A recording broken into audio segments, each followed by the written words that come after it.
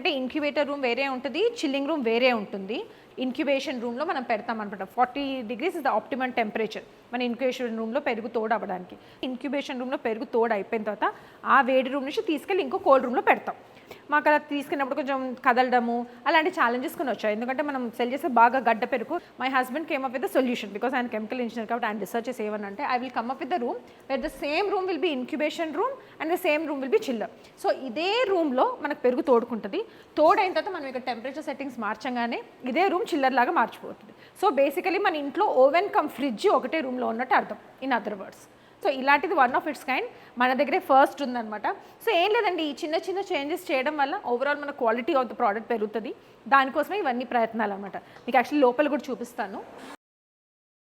ఇప్పుడు right no మనకు చిల్లర్ on ఉంది, ఇంక్యుబేషన్ అయిపోయింది, ఈ కర్డ్ సెట్ అవ్వడం అయిపోయింది. ఇవి మన కర్డ్ బకెట్స్ అండి. యాక్చువల్లీ ఈ కర్డ్ బకెట్స్ ఏంటంటే మనకు 2 varieties ఉన్నాయి ఇక్కడ.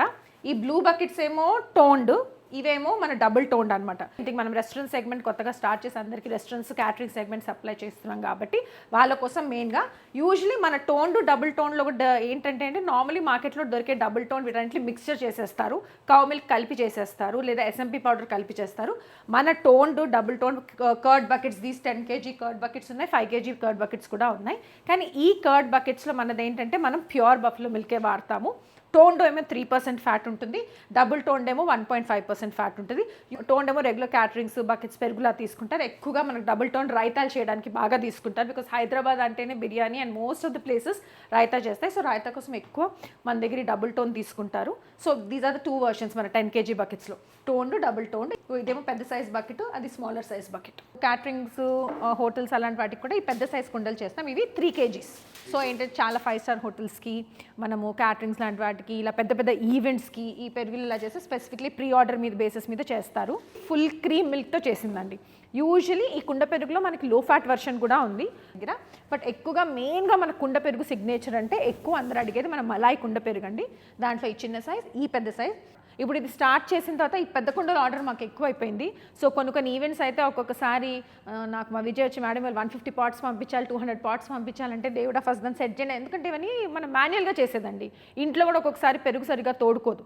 సో మాన్యువల్లీ పెడతాం కాబట్టి ఇది కొంచెం కేర్ఫుల్గా కాసి మనం ఇంట్లో తోడేసినట్టు వేసే కుండలు కాబట్టి. సో ఇప్పుడు మనకి బాగా వెళ్తున్న ప్రోడక్ట్ ఈ 3 kgs పెరుగులు అనమాట. సో మీ ఈవెంట్స్ కానీ హోటల్స్ కానీ ఎవరికైనా సరే ఇది కావాలంటే ప్రీ ఆర్డర్ చేసుకుంటే మనం కాంటాక్ట్ చేస్తే మనం సప్లై చేయడం జరుగుతుంది. ఇది ఒక కొత్తగా మనం ఇస్తున్న ప్రోడక్ట్ అండి. ఇది కాకుండా చాలా మనకి తాళీ సెటప్ అవన్నీ కూడా చేస్తున్నారు.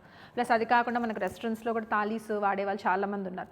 నాకు అంతే గడ్డలాగా ఉండేటట్టు ఉండాలి కానీ తాళీకి స్మాలర్ క్వాంటిటీస్ ఇవ్వాలి, can you come up with a solution అన్నారు. సో అప్పుడు మేము కూర్చొని సరే ఇప్పుడు ఇంత పెద్ద ఇవ్వడం వయబుల్ కాదు, దీన్ని ఎలా చేసినా అయిపోతుందని ఈ స్మాల్ సైజ్ మన టిపికల్ ఇవి తీసుకొని దీంట్లో చేసి పెడుతున్నాం. సో ఇవి ఎలా ఉంటాయంటే మనకి ఏమైనా ఈవెంట్స్ అవి వచ్చినప్పుడు సింగిల్గా ఇప్పుడు వెడ్డింగ్స్ వాటిల్లో కూడా చాలామంది డైరెక్ట్గా ఇలానూ పెడుతున్నారు, లేదా థాలీస్లో పెట్టడానికి, లేదా రెస్టారెంట్స్. సో ఇలా చాలామంది ఇది కొత్తగా మనం లాంచ్ చేసాం. సో ఇలా యూజువల్లీ ఎలా ఉంటుందంటే ఒక ఈవెంట్ వచ్చినప్పుడు 500 pots, 1000 pots అలా మనకు ఆర్డర్ వస్తుంటుంది అనమాట. సో ఇలా చిన్న సైజ్ వాటిల్లో కూడా కదలకుండా చూసారా చాలామంది అసలు ఫ్రూట్ అండ్ యోగర్ట్ కూడా తింటారు ఈ ఫంక్షన్స్లో, దానికి కూడా. సో అలాంటి వాటికి సపరేట్గా ఈ ప్యాకేజింగ్ చేసి ఇలా ఇస్తున్నాం. సో ఏంటంటే మేము ప్యాక్ చేసి డిస్పాచ్ చేయకముందు ప్రతి కుండని మాన్యువల్లీ చెక్ చేసి తోడుకున్న కుండల్ని ప్యాక్ చేసి పంపిస్తాం. కుండలు ఇవి చెక్ చేసి మా వాళ్ళు క్లోజ్ చేసేసారు ఆల్రెడీ.